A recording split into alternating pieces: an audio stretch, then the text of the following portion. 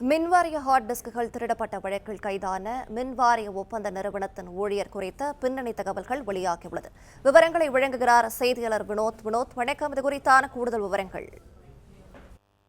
சென்னை அண்ணா சாலையில் செயல்பட்டு வரக்கூடிய தமிழ்நாடு மின்வாரிய அலுவலகத்தில் வைக்கப்பட்டிருந்த ஹார்ட் டிஸ்குகள் திருடு போனதாக சிந்தாதிரிப்பேட்டை காவல் நிலையத்தில் புகார் அளிக்கப்பட்டது.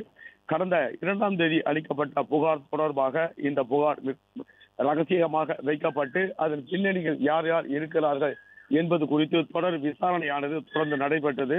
இந்த பின்னணியின் ஒரு கட்டமாக தற்போது கணினி ஆண்டு ஒப்பந்த ஊழியராக இருந்து வரக்கூடிய தனியார் நிறுவனத்தின் ஊழியரான இருக்கக்கூடிய கோபிநாத் என்பவர் கைது செய்யப்பட்டு தொடர் விசாரணைக்கு உட்படுத்தப்பட்டு உள்ளார்.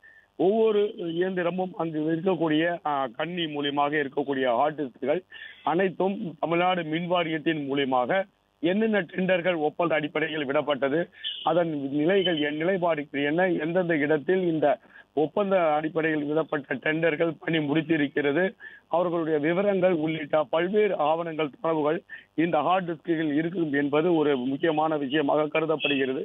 அந்த வகையில் அந்த ஹார்ட் டிஸ்குகள் திருடியது என்பது தற்போது தெரிய வந்திருக்கக்கூடிய நிலையில் அதன் திருடிய ஒரு நபர் என்பதும் அந்த கோபிநாத் என்பவரும் தொடர்ந்து கிடுக்குப்பிடி விசாரணை நடத்தப்பட்டு வருவதாகவும் டெண்டர் தொடர்புடைய முக்கிய ஆவணங்கள் இருந்து ஹார்ட் டிஸ்குகள், அதன் விலை மற்றும் அந்த ஹார்ட் டிஸ்குகள் இருக்கக்கூடிய ஆவணங்கள் எவ்வாறு வேறொரு நபருக்கு பரிமாற்றம் செய்யப்பட்டது, அந்த பரிமாற்றம் நடைபெற்ற இடைத்தரகர்கள் யாராருக்கு உள்ளனர்களா என்ற அடிப்படையில் இந்த விசாரணையானது தொடர்ந்து நடைபெற்று வருகிறது. பிளே ஸ்டோர் மற்றும் ஆப் ஸ்டோரில் இருந்து பாலிமர் செயலியை QR கோடு மூலம் பதிவிறக்கம் செய்யுங்கள். செய்திகளை உடனுக்குடன் பெறுங்கள்.